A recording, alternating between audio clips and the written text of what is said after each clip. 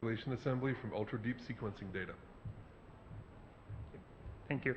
I'm really excited to share our work on the viral genome assembly. Okay, so let me get started, and then just maybe short introduction. I will just say that, as you know, we do have many medical important viruses like HIV, HCV virus, which exist as RNA genomes, and they have higher mutation rate than the human, and which allows them to get a high diversity in the population, which allows to adapt fast to the environment, escape the immune system, and to be resistant against the drugs. Also, we know that they exist not as a single genome, but rather as a cloud of diverse viral genomes, which actually act together and cooperatively function. And this is really important, and this is what makes them so hard to design the vaccines and treatments. Okay, so let me just tell you exactly what are the viral quasi-species, or we'll call them just viral genomes. So on the left, we do have the initial founder virus, which was copied, and by introducing the mutations, which are in the different colors, and as you can see, they are usually distributed randomly. So by introducing those mutations, we'll get the cloud of diverse viral genomes. And apparently, having the diverse viral population bring the strength to the viruses, so they can act in the way that genetically uniform population cannot, and then it makes them more resistant. Okay, so let me start with the regular assembly problem. As you heard from the Gene Myers talk, that the assembly problem is hard. Okay, so what we mean by assembly? So we want to put the sequence fragment of DNA into the correct genome positions, just like that. So having the fragments or the reads, we'll get the reads. So what we want to do, we want to assemble a single strain of DNA, and we'll call it genome. Okay, so it's hard enough, but for the viruses, actually it's not so hard. The viral genome is known to be short. So let's make it harder. Okay, so what's mean exactly viral assembly? So we want to assemble a large number of highly similar but distant viral genomes. So again, so we do have the fragments, then we're getting the reads, and let's put some mutations which are coming from the viral genomes. So we can say those are SNVs or SNPs. So having that information, we want to assemble the viral population, the population of the viral genomes, just like that. In this case, every viral genome will have a particular mutation. So this is the problem of the viral assembly. But what will happen if we will have the errors in the data? So having the errors in the data somehow distributed will result in the erroneous assembly. So we'll assemble few viral genomes which are actually erroneous. This is the erroneous guys, this is the correct guys. And of course, you can argue that having enough depth will solve that problem, but it's not really true for the viral population, because we expect to have many rare viral genomes at the level of the error threshold. And then I will tell you more that we don't know a priori what is the total number of the viral genomes in the population. Also, usually they are pretty similar to each other, and many of them are very rare. Okay, so what would be the ingredients for the good assembly? What should we start with to make a successful assembly? So I would say that the first we would need the read quality. And again, talking about the rare viral genomes, we really need to be able to distinguish true biological mutation from the sequencing errors. Also, we need to have enough read length to resolve conserved regions. So what I mean by conserved regions? So having two viral genomes, if we have a common regions which is shared between two or more viral genomes, and not having the read evidence how to phase, how basically to connect red to red, or maybe green to red, and maybe this red to this green. So if we don't have the read evidence, that's become the problem. And then I could say that the read length, or more accurately saying for the paradigm, the fragment length should be longer than the conserved regions to be accurate in the assembly. And the last thing, of course, we should have enough coverage to cover even the rare viral genomes.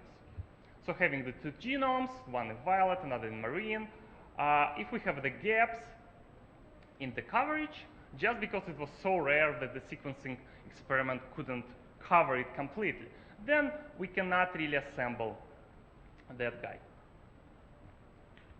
Okay, so I make another statement that the errors, as probably you saw it, that the errors will result in inaccurate assembly if we are using the regular protocol, the regular sequencing protocol. So let me go through and show you how it will happen. Okay, so having the reads with the particular mutations which are coming from the viral population, we will do sequencing, and as soon as you're doing sequencing, you're introducing the errors, just like that. So that's our read data and with the errors. And that's what we do when we do viral assembly. Since we know the genome, we can map the reads to the genome. That's all the reads map. So then, having the mapping information, we can try to assemble the viral population. And then in this cartoon example, what assembly will mean, this will just basically mean to extract the unique reads. Okay, so we get rid of the genome, we do have the alignment, so we're ready for the assembly. So let's assemble. So let's remove those guys, and that would be our viral population. And then, as you can see, we got quite few viral genomes with the errors. Okay, so can we do better?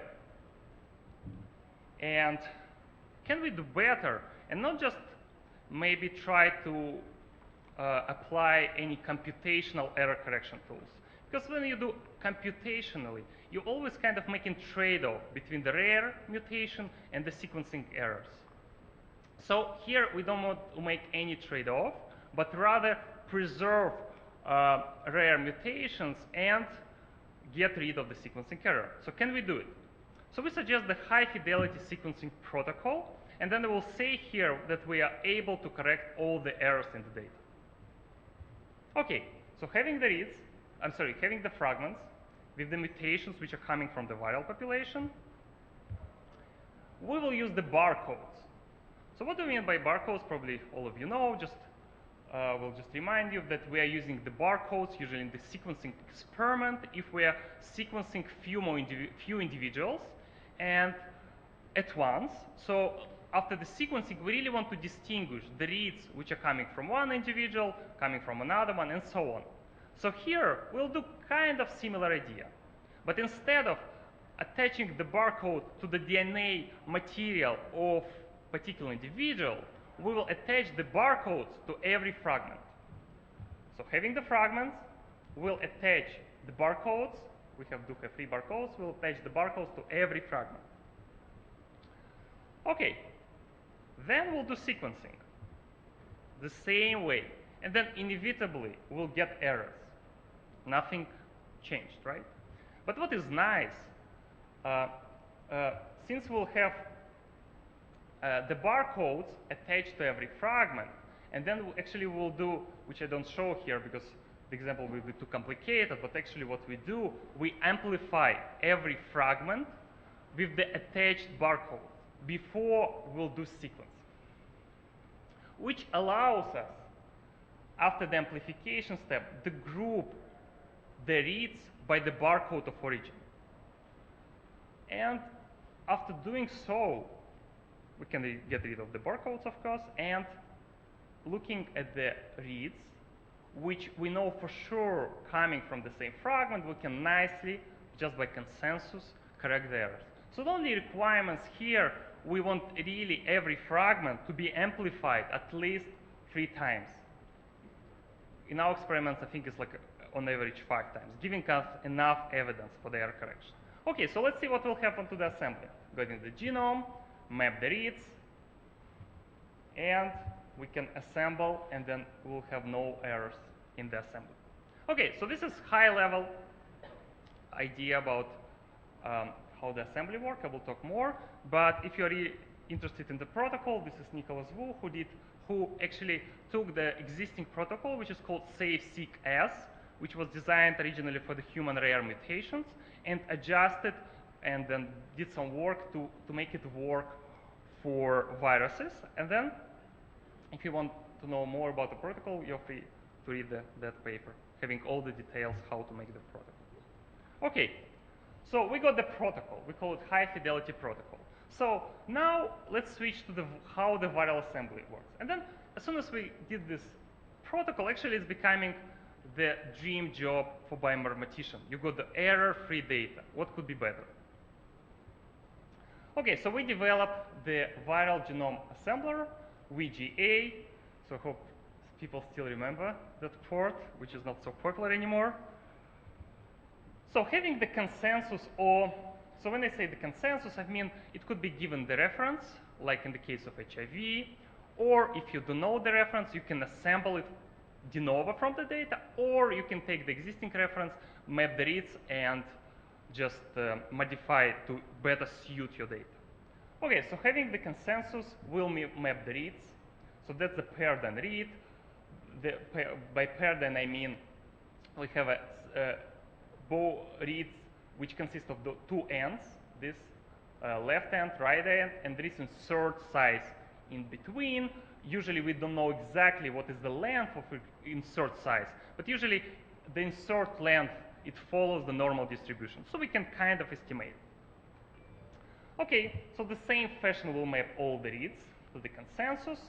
So having the mapping, you can observe the same kind of in the human data. You will see the SNPs, but here we'll define the, we'll say SNP, so SNV, we'll define the SNP if it's different across the reads, because we don't really care about the reference much, because it could be a little bit far away from the actual data. So we care only, we use the reference just to align the reads between each other. Okay.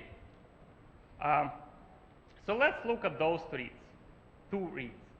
So if you look carefully at those 2 reads, you can notice that they actually overlap, but they disagree on the overlap. So what does it tell us if 2 reads overlap and disagree on the overlap? That means that they are probably coming from the 2 different viral genomes. And the reason we can really trust a single mutation here, because we trust our data. We got error-free data. Otherwise, if the data is not, it quite could be a problem, because that could be easily false positive. Okay, so we'll call those reads conflicting reads. And then let's pick up other 2 reads. So what about these 2 reads? The same story, TC, right? They are in the conflict. And let's do for all the reads. Just put these edges. So we'll call this as a conflict graph, where the reads will be nodes or vertices, and will connect 2 vertices if the reads are in the conflict. Okay, just like that. So what we will do for the assembly, we will use the graph coloring. And then let me just remind you the graph coloring, having the map, you want to color the map in the minimum set of the color in such a way that any 2 neighboring countries will not have the same color. So the same idea here. We want to color the graph in a way that any vertices or reads that are in the conflict having the edge are not the same, are not using the same color. Okay? And then the colors in this sense will be independent set of non-conflicting reads, right? If we want to color something which are coming from the same viral genome. Okay? So let's try to do that. Let's pick up red. We cannot, so what about the second one? We cannot use the red anymore because it's in the conflict, right? We cannot use the same color. We can use red here because there is no edge between those two guys, and so on. Let's color the graph. That would be a minimum color, and then if you look carefully, probably we did a good job, so there is no reads in the conflict having the edge which are colored the same color.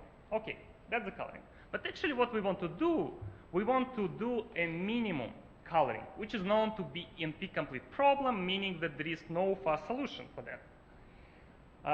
So luckily we have heuristics, we can try greedy, which apparently doesn't work for this case, and then we tried the recursive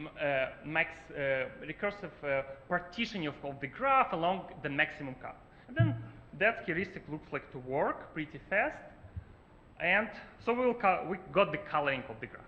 So as soon as we got the coloring of the graph, we will just take all the reads from the same color, put them together, and assemble the viral genome. So that is what resolved according to the graph you saw previously. And if you notice here, we have gaps in the coverage. So there is two explanations for that. So one explanation would be that maybe those reads that belong to that gap, they just didn't happen to color in this color. Maybe they were colored in some other color because the algorithm doesn't guarantee you the perfect coloring. And so for such a viral genomes, we'll give a second chance, meaning that we will try to take all the reads which agree with the gap and surrounding to fill the gap. And then if it really works, we'll fill the gaps and we'll report that viral genome. If there is no such read that agree with the gap and surroundings, then we'll say, so probably because of the not enough coverage, it just happened that this particular viral genome was not covered enough. Okay, so let's consider only those three. So we want, after the assembly, we want to estimate the frequencies, and then EM, expectation maximization algorithm, will help us. And the reason we are using expectation maximization algorithm, but not just maybe mapping, because as you imagine, they are pretty similar to each other. So we'll have a lot of reads that map not to the single viral genome, but to many. And then EM will take care of that. Okay? So what about the recombinations? Even though we don't expect it much in HIV, but let's check for those. So recombination, they will resolve in the conserved regions, right? If you look, there is a region which is exactly the same between two viral genomes, common region. We can represent it just like that. And as soon as this region is longer than the fragment length, that is a problem, because there is no direct evidence from the read how we should phase it. Should we go again red to green, green to red, and so on. So what we do, since we know the expressions, we look at the expression profiles here and here and try to connect frequent to frequent, low express to low express. Actually, we don't see it in the real data for HIV, but we see a lot on HCV data. Okay, so that's conserved region. That's we call post-assembly phasing. Okay, so now I'm ready to present the results. First, I will present the results based on simulated data. So we use the sensitivity, standard definition. Precision sensitivity means how many true viral genomes did we assemble, and precision means how accurate we are. Okay, so that's a mixture of 10 real viral clones. We simulated the data from that, and we was really curious what would be the read length enough to accurately assemble the viral population. Here, this is the read length. Please pay attention, this is the paired end data, so it's 100 by 100 paired end. And then there's this, both sensitivity and precision. So as you can see, starting from the read length from 100, we are doing a good job. So that's only 10 viral clones. What about if we have more larger viral population? If we have population, so actually we tried to simulate, we simulated population of the different sizes up to 200, and we simulated different reads, different number of reads from that population. So as you can see, that having around 1-2 million reads, that would be enough to assemble the viral population of the size 500, both for power law and uniform distribution. And then as soon as you go to the larger viral population, you kind of see, I believe we see a lot of gaps in the coverage, so even by simulating it, we are not getting enough depth to assemble those. Okay, so real data. So we got, we sequenced the GAG pool region of HIV. We got originally 15 million reads, so we did high fidelity sequencing protocol to correct the errors. So after doing that, we got 3.2 million error corrected reads, which suggesting that amplification rate was 5, giving us enough confidence to correct the errors. After running the viral assembler, we got 32 full-length viral genomes, and we checked for the stop codons. None of those contain stop codons, suggesting that results are valid. Okay, so let me wrap it up. So we suggested, we proposed the high fidelity sequencing protocol, which is able to correct the errors by attaching the barcodes to the fragments. And on top of that, we did viral genome assembler, which is the first viral assembler which scales to the millions of paired dense sequencing reads.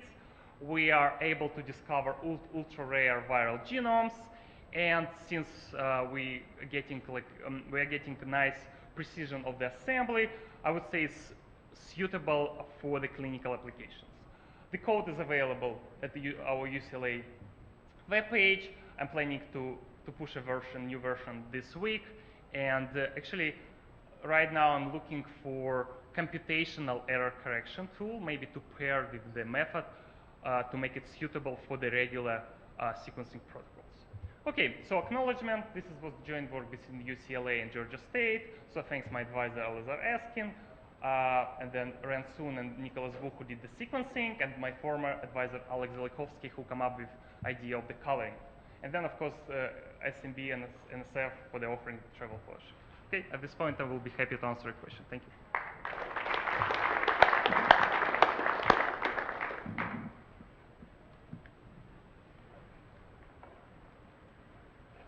How many different barcodes are you using? So I would say if you if you got 15 million, so I think 3.2 million barcodes, because yeah, I think this is what we got number of reads, 3.2 millions error corrected. Yeah, so I guess around millions of barcodes. So does it require that you only have unique copy of barcode? Yeah, of course. Because otherwise we'll be not able to group them. Right, okay, right. Yeah, and then the barcode length is around 15. Actually, this is what I didn't mention, that we are a little bit trading the read length by 15, but looks like 15 is enough to create millions of unique barcodes. Okay, thanks.